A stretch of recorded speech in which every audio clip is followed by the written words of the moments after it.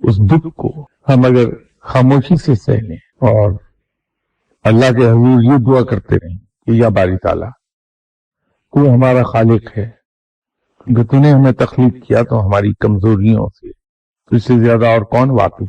تو جانتا ہے کہ میں بہت کمزور ہوں اور دکھ پہنچنا بھی تو نے ہی میری فطرت میں رکھا ہے۔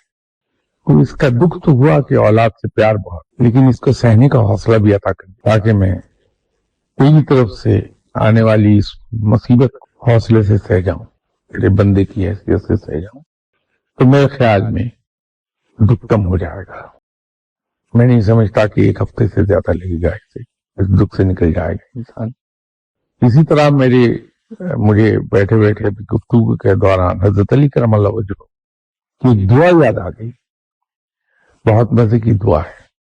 یا باری تعالیٰ، میرے لیے اتنی ہی عزت کافی ہے کہ میں تیرا بندہ ہوں۔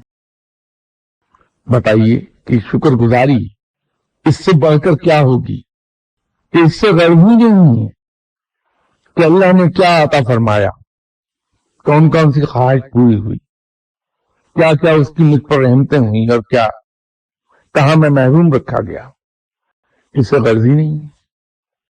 بس اسی کے کافی جان لیا کہ میں تیرے جیسے پروردگار کا بندہ ہوں، یہی عزت میرے لیے بہت ہے۔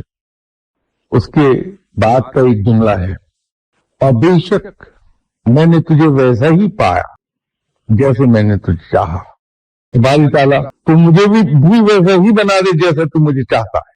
اور بتائیے، یہ بندگی کی انتہا ہے جس کو میں ٹوٹل سرنڈر کہتا ہوں، انکنڈیشنل سرنڈر۔